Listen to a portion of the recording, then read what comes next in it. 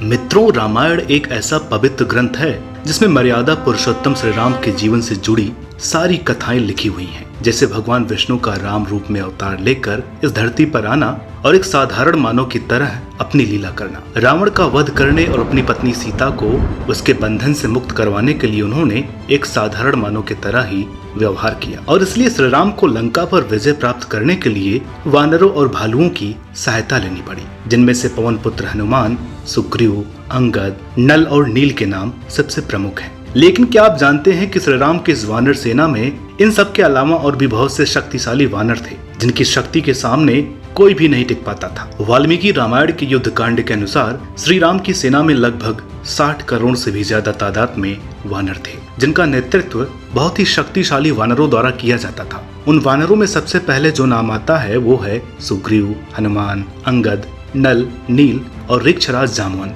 इन सबको छोड़कर बहुत सारे वानर सेनापतियों की सूची बहुत लंबी है, जिनमें से एक श्वेत नाम का वानर था, जिसका शरीर चांदी के जैसे सफेद था। वो देखने में जितना भयानक लगता था उससे कहीं ज्यादा पराक्रमी था, और इसके साथ ही उसकी बुद्धि का सामना कोई भी नहीं कर सकता था। दूसरा कुमुद नाम का शक्तिशाली वानर था, जो गोमती नदी के पास संरोचन नाम के पर्वत पर रहता था। वहीं से अपने पूरे वानर राज्य को नियंत्रित करता था। तीसरा वानर हमेशा अपने मन में युद्ध की इच्छा रखता था, या यूं कहें कि इस वानर के मन में जरा सा भी दया भाव नहीं था। शत्रु को जान से मारकर उस पर विजय प्राप्त करना ही इसका एकमात्र लक्ष्य हुआ करता था, और इसलिए इसका नाम चंड था। इसने राम रावण युद्ध में लंका के लाखों सैनिकों को मार गिराया था। रंभ नाम का जो चौथा वानर था, जिसका निवास हमेशा विंध्य, कृष्णगिरी और सुदर्शन नाम के पर्वतों पर था। रंभ की सेना में लगभग 1 करोड़ 30 लाख महावानरों का दल हुआ करता था। इन्हीं सब वानरों ने लंका को चारों ओर से घेरा हुआ था। पांचवा और सबसे पराक्रमी वानर शरभ, जो हमेशा अपने कानों को फैलाए रहता था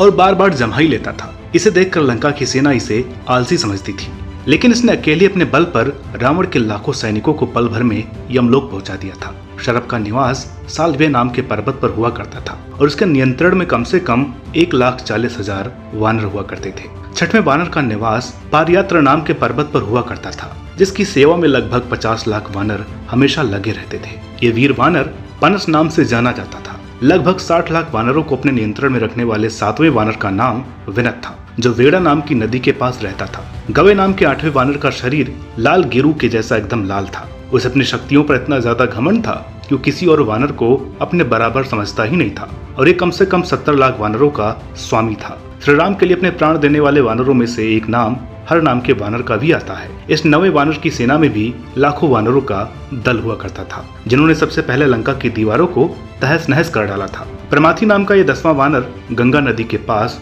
उशीर बीज नाम के पर्वत पर निवास करता था, और यह हाथी जितना बलशाली था, क्योंकि ये जंगली पेड़ पौधों को इस तरह उखाड़ फेंकता था जैसे कि जब एक मतवाला पागल हाथी अपने गुस्से में आकर सब कुछ नष्ट कर देने का प्रयास करता है। वाल्मीकि रामायण के इस अध्याय में इन 10 प्रमुख वानर योद्धाओं के बारे में तो बताया ही गया है, साथ ही साथ इनके अलावा और कुछ वानर और भालुओं के सरदारों का भी उल्लेख किया गया है। जैसा कि ये तो हम सभी जानते ही हैं कि श्री राम की सेना में जितना योगदान वानर सेना का था, लगभग उतना ही योगदान वृक्षों अर्थात भालुओं का भी था। ऋक्षराज जामुन के बारे में कौन नहीं जानता, लेकिन इनके भी एक बड़े भाई थे जिनका नाम धूम्र था, जो कि जामुन से भी कहीं अधिक शक्तिशाली थे, और जो ऋक्षवान नाम के पर्वत शिखर पर रहा करते थे और वहीं से अपने ऋक्ष समुदाय को नियंत्रित किया करते थे। धूम्र के सैनिकों की खासियत ये थी कि ये सभी क्रूर राक्षसों के जैसे अपने शत्रुओं पर टूट पड़ते थे, और इनको केवल देख भर लेने से शत्रु मन ही मन भयभीत हो जाता था। श्री राम की सेना में एक वानर ऐसा भी था जिसे वानरों का पितामह भी कहा जाता था, और उस वानर का नाम था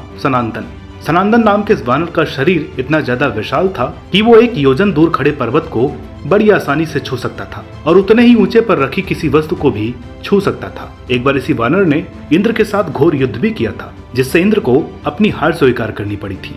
जब भगवान विष्णु को श्री राम के रूप में अवतार लेना था, तो उस समय ब्रह्मा जी ने स्वर्ग के देवताओं को यह आदेश दिया था कि वो सभी अपने अपने अंश से धरती पर वानर रूप में जन्म लें। उन्हीं के आदेशों को मानते हुए अग्निदेव ने एक गंधर्व कन्या के गर्भ से बहुत ही शक्तिशाली वानर को जन्म दिया, जिसका नाम प्रथन पड़ा। लंकापति रावण का भाई जिस पर्वत पर निवास करता था, उसी के आसपास इस वानर ने भी अपना डेरा जमा रखा था। साथ ही इस वानर के शासन में लगभग 10 अरब वानर सैनिक शामिल थे।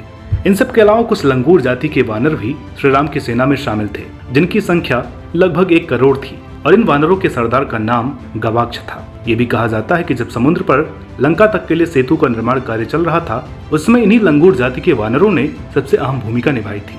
मित्रों, हम सभी तो ये बखूबी जानते हैं कि राम भक्त हनुमान ने इस पूरे युद्ध में अपनी सबसे महत्वपूर्ण भूमिका निभाई थी, लेकिन कुछ लोग ये नहीं जानते होंगे कि इस युद्ध में इनके पिता केसरी ने भी बढ़ चढ़कर हिस्सा लिया था, जिनको सभी वानरों का प्रधान युद्धपति बनाया गया था। इन सब के अलावा शतबली, गय, गवय, मयंद और द्विज नाम के परम बलशाली वानर योद्धाओं ने भी राम और रावण के इस युद्ध में अहम हिस्सा लिया था। मित्रों, आज की जानकारी से एक बात तो स्पष्ट हो जाती है कि शायद रावण युद्ध नीति के उस नियम को भूल गया जिसमें ये कहा जाता है कि शत्रु को कभी भी अपने से छोटा नहीं समझना चाहिए, और इसलिए उसने श्री राम की सेना को एक मामूली सी वानर सेना समझने की भूल की, और ये भूल गया कि श्री राम की कृपा से उनकी सेना में इतने प्रतापी वानर थे जिनकी वजह से रावण की सेना ढेर हो गई। दर्शकों, उम्मीद करते हैं कि आपको आज की ये वीडियो पसंद आई होगी। आप अपने सुझाव कमेंट बॉक्स के माध्यम से जरूर रखें, और साथ ही साथ अगर आपने अभी तक हमारे चैनल को सब्सक्राइब नहीं किया हुआ है तो आज ही सब्सक्राइब करें नारदवाणी। मिलते हैं आपसे अगली वीडियो में एक और नई जानकारी के साथ। तब तक के लिए नमस्कार।